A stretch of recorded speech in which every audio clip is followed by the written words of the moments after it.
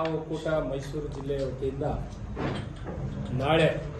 ಕರ್ನಾಟಕ ಸರ್ಕಾರಕ್ಕೆ ಸಲ್ಲಿಸಿರ್ತಕ್ಕಂಥ ನ್ಯಾಯಮೂರ್ತಿ ನಾಗಮೋಹನ್ ದಾಸ್ ಅವರ ಏನು ವರದಿ ಇದೆ ಆ ವರದಿ ಸಂಪೂರ್ಣವಾಗಿ ಅವೈಜ್ಞಾನಿಕವಾಗಿದ್ದು ಜೊತೆಗೆ ದುರುದ್ದೇಶಪೂರಿತವಾದಂಥ ವರದಿ ಇದೆ. ಈ ವರದಿಯ ವಿಸ್ತೃತ ರೂಪವನ್ನು ಪರಿಶೀಲನೆ ಮಾಡಿದಾಗ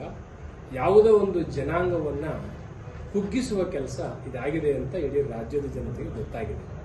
ಹಾಗಾಗಿ ನ್ಯಾಯಮೂರ್ತಿ ನಾಗಮೋಹನ್ ದಾಸ್ ಅವರ ಏನು ವರದಿಯನ್ನ ಸನ್ಮಾನ್ಯ ಮುಖ್ಯಮಂತ್ರಿಗಳು ಮತ್ತು ಸಚಿವ ಸಂಪುಟಕ್ಕೆ ಅದನ್ನು ತಗೊಂಡಿದ್ದಾರೆ. ಇದು ಸಮಿತಿಯ ಮುಂದೆ ಬಂದರೂ ಸಹ ಅದನ್ನ ಕಂಪ್ಲೀಟು ಮಾನ್ಯ ಮುಖ್ಯಮಂತ್ರಿ ಮತ್ತು ಸಚಿವ ಸಂಪುಟದ ಉಪಸಮಿತಿಗಳನ್ನ ರಚನೆ ಮಾಡಿ ಏನು ಅವರು ಆದಿ ಕರ್ನಾಟಕನೇ ಬೇರೆ ಮಾಡಿ, ಆದಿ ದ್ರಾವಿಡ ಆದಿ ಆಂಧ್ರನೇ ಬೇರೆ ಮಾಡಿ, ಛಲವಾದಿಗಳನ್ನೇ ಬೇರೆ ಮಾಡಿ, ವಲಯರನ್ನೇ ಬೇರೆ ಮಾಡಿ ಈ ತರ ನಮ್ಮನ್ನ ಅವರು